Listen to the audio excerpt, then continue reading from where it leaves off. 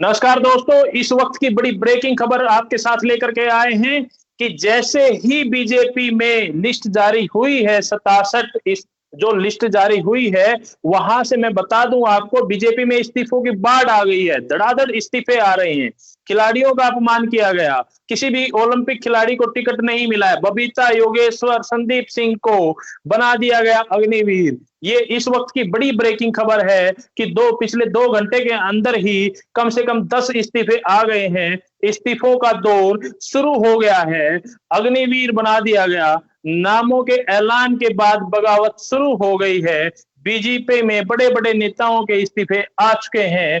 जी हाँ, शमशेर खरकड़ा का सबसे पहले इस्तीफा आया। उन्होंने बीजेपी को 2 मिनट के अंदर ही अलविदा बोल दिया। सुखविंदर श्योरान, जो बीजेपी किसान मोर्चा के अध्यक्ष थे, उनका इस्तीफा आ गया।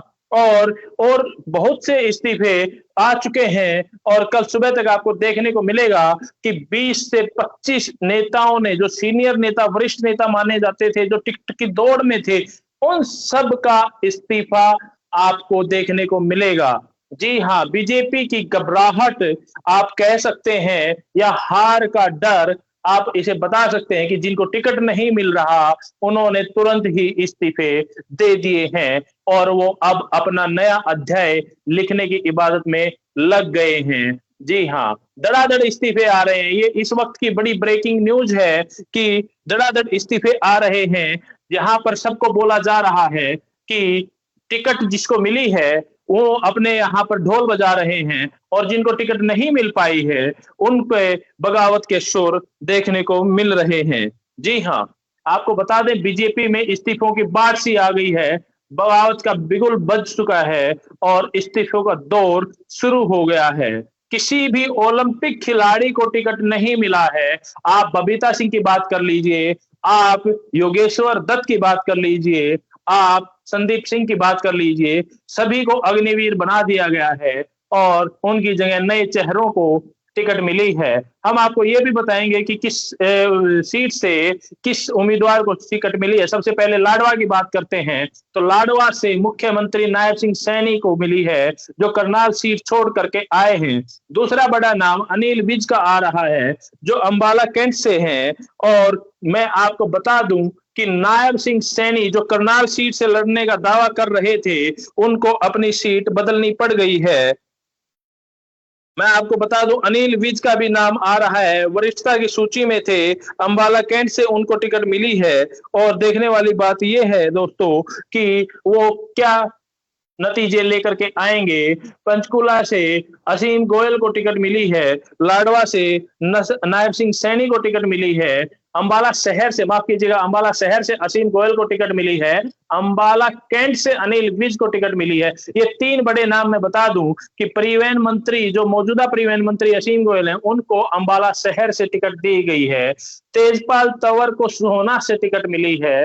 मूलचंद शर्मा को फरीदाबाद से टिकट मिली है। तिगांव से राजेश नागर को टिकट मिली है। आरती राव को अटेली से टिकट मिल गई है। ये मैं आपको बड़े बड़े नाम बता रहा हूं। नांगल चौधरी से अभय सिंह यादव को टिकट मिली है। लोहारू से जेपी दलाल को टिकट मिली है। जी, ये इलेक्शन की ब्रेकिंग न्यूज मैं आपको बता रहा हूं। महम से दीपक हुड्डा को टिकट मिली है। तो शाम से श्रुति चौधरी को टिकट मिली है। लोहारू से जेपी दलाल को टिकट मिली है। जी, मैं इस वक्त की बड़ी ब्रेकिंग खबर आपको बता रहा हूं। जैसे ही टिकटों का ऐलान हुआ है, वैसे ही इस्तीफों का दौर शुरू हो गया है। बगावत का दौर शुरू हो गया है। बीजेपी में इस्तीफों की बाढ़ लग गई है। तिगांव से राजेश नागर को टिकट मिली। गोहाना से योगेश्वर दत्त की टिकट काट करके, ओलंपिक खिलाड़ी थी, उनकी टिकट काट करके, और गोहाना से अरविंद शर्मा को टिकट दे दी गई है। अब मैं आपको बात बता रहा हूं कि बीजेपी पुराने चले कारतूसों और उधार से आए उम्मीदवारों के सहारे अपनी नैया को पार लगाने की कोशिश कर रही है। मौजूदा 67 सीटों पर जितने भी प्रत्याशी घोषित हुए हैं, कम से कम उनको देखकर तो यही लगता है कि यहाँ पर चले हुए पुराने कारतूस और बीजेपी के बाहर से आए उधार के उम्मीदवारों के होते ही बीजेपी इस बार का चुनाव लड़ना चाहती है। मैं आपको दर से सीट आपको बता दूं कि यहाँ पर जो चीजें हो रही हैं, वो बीजेपी की बौखलाहट को दिखाती हैं। और बीजेपी की बौखलाहट इस कदर है कि कुछ विधायकों की टिकट बदल दी गई, कुछ विधायकों की टिकट काट दी गई, नए चेहरों को दिया गया, जो हाल ही में जिनको 24 घंटे भी नहीं हुए थे, उनको भी टिकट थमा दी गई। मैं मुख्य रूप से बात करता हूं संजय कबलाना, देवेंद्र बबली और आपको बता दो सुनील सांगवान, जो एक दिन पहले ही बीजेपी में शामिल हुए थे, उनको टिकट दे दी गई। आदमपुर से भव्य बिश्नोई की टिकट है, रतिया से सुनीता दुग्गल की टिकट है, जींद से डॉक्टर कृष्ण मुंडा की टिकट है, संभालका से मनमोहन बड़ाना की टिकट है, पानीपत ग्रामीण से महिपाल डांडा को टिकट मिलने का काम हुआ है। ये बीजेपी की पहली सूची है। घरोंडा से हरविंदर कल्याण, कैथल से लीलाराम गुज्जर, कलायत से कमलेश डांडा, इन सबको टिकट मिली है। थानेसर से सुभाष सुधा पर ही विश्वास जताया है। जी हाँ, अंबाला कैंट से अनिल विज, अंबाला शहर से असीम गोयल, लाडवा से नायब सिंह सैनी, यमुनानगर से घनश्याम दास अरोड़ा, पलवल से गौरव गौतम। दोस्तों, ये सब वही नाम हैं जो हमने अपने सर्वे में के आधार पर बनाई सूची में आपको बताए थे। हिसार से कमल गुप्ता को टिकट दोबारा से मिल गई है। सावित्री जिंदल को नाराजगी झेलनी पड़ी। आपको बता दें फरीदाबाद से विपुल गोयल की टिकट फाइनल हुई है। सोना से तेजपाल तंवर को टिकट मिली है।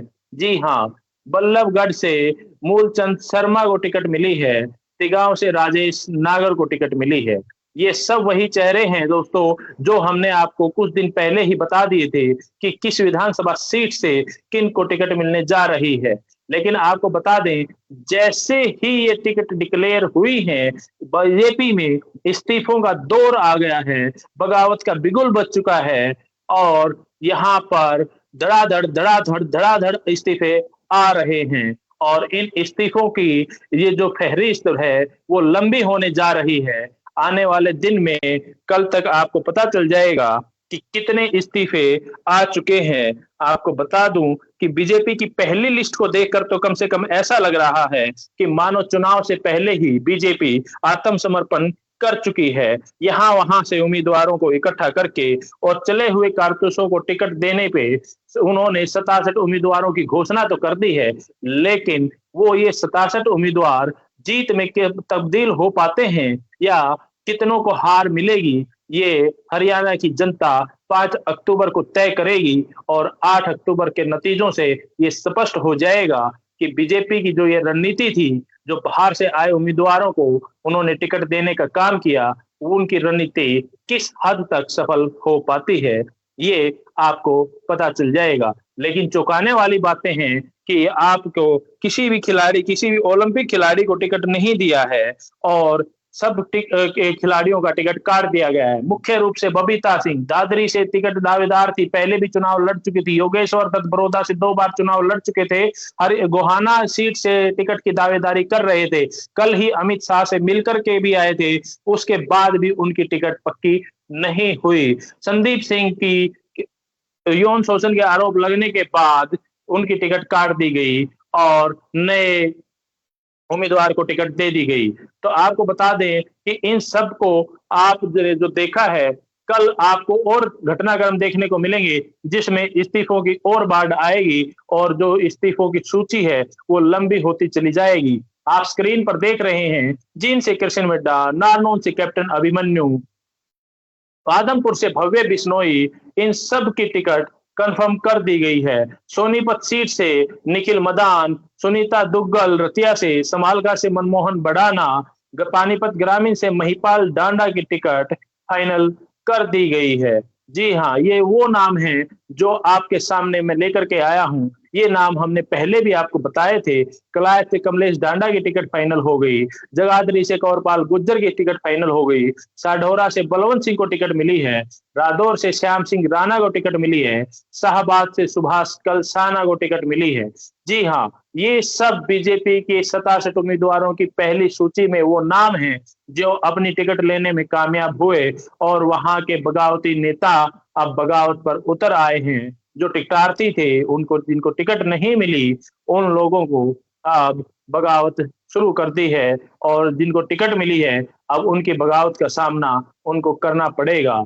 जी हाँ, ये सब नाम मैं आपको जो बता रहा हूँ, ये पहली सूची में टिकट पाने में कामयाब हुए हैं। लेकिन सबसे बड़ी ब्रेकिंग न्यूज ये है कि जैसे ही ये लिस्ट आई, सोशल मीडिया पर कम से कम 10 से ज्यादा वरिष्ठ नेताओं के इस्तीफे देखने को मिले और धड़ाधड़ आ रहे हैं वो इस्तीफे। बिगुल बज चुका है बगावत का। अब देखना ये होगा कि ये बिगुल जो बगावत का बजा है, ये कहाँ पर जाकर के शांत होगा, या आने वाले चुनाव में बीजेपी को ले डूबेगा और बीजेपी सरकार बनाने से वंचित रह जाएगी। सबसे बड़ी बात ये है दोस्तों, किसी भी ओलंपिक खिलाड़ी को टिकट नहीं मिला है। जी हाँ, जो ओलंपिक खिलाड़ी बबीता, योगेश और संदीप सिंह को अग्निवीर की तरह बना दिया गया है और उनकी टिकट काट दी गई है, उनको मायूसी ही हाथ लगी है। हालांकि ये जो खिलाड़ी नेता बने थे, इन लोगों ने किसान आंदोलन में भी बीजेपी के विचारधारा से समर्थन किया था और हर मुद्दे पर ये संवेदनशील तरीके से अपनी बात रखते भी आए, बीजेपी को सपोर्ट करते भी आए, लेकिन अंत में इनको मायूसी हाथ लगी। ये सबसे बड़ी चौंकाने वाली बात है दोस्तों। हरियाणा बीजेपी में जो इस्तीफों की बाढ़ आ गई, अब वो बाढ़ कब जाकर के रुकेगी, ये देखने वाली बात होगी। लेकिन अभी भी 23 नाम आने बाकी हैं। इस 63 नामों से कांग्रेस के समीकरण कैसे बदलते हैं और कांग्रेस अपने उम्मीदवारों को फाइनल करने में इन नामों को किस तरीके से कंपेयर करेगी, ये 1-2 दिन के अंदर ही स्पष्ट हो जाएगा और अब कांग्रेस की सूची का भी इंतजार रहेगा। 23 सीट अभी भी बची हैं जिन पर बीजेपी को अपना उम्मीदवार फाइनल करना है। लेकिन चौंकाने वाली बात यहाँ पर यह भी थी कि जो 2 दिन पहले, 3 दिन पहले जेजेपी से आए विधायक दादा गौतम नारनौल से विधायक थे, उनको सफेदों से टिकट दी, सफेदों वाले उम्मीदवार को कहीं और से टिकट दी और लोकसभा में हारे प्रत्याशी को आपको उन्होंने गोहाना से टिकट दे दी। गोहाना से उनका विरोध भी हो रहा था, उसके बाद भी वहां से टिकट देने का उन्होंने काम किया है। ये सब बीजेपी की बौखलाहट को दर्शाता है और ये बौखलाहट कहाँ जाकर के रुकेगी, ये 5 अक्टूबर को स्पष्ट हो जाएगा। जनता इन नामों को देखकर फैसला करेगी कि जनता ने, हरियाणा की जो जनता है, उनने इन पर विश्वास करना भी है या नए चेहरों को वो मौका देना चाहेंगी। अब बिगुल बज चुका है, ये पहलवान मैदान में उतर चुके हैं, दूसरे पहलवानों का इंतजार हो रहा है। अब मुकाबला रोचक होने जा रहा है दोस्तों और बीजेपी की विकेट गिरना शुरू हो गई हैं। जी हाँ, कम से कम 10 विकेटें गिर चुकी हैं और सुबह तक पता नहीं कितनी विकेटें गिरने को देखने को मिलेंगी और एक दूसरे के साथ वहां पर मुकाबला कैसा होगा, ये आने वाले 2 दिन में स्पष्ट हो जाएगा। सबसे बड़ा नाम मैं आपको बता दूं कि किलोई से जो टिकट मिली है, वहां से पूर्व में रहे प्रत्याशी सतीश नांदल ने चुनाव लड़ने से इनकार कर दिया था क्योंकि वो 2 बार हार का मुंह देख चुके थे। तो अब की बार वहां से मंजू हुड्डा को वहां उम्मीदवार बनाया गया।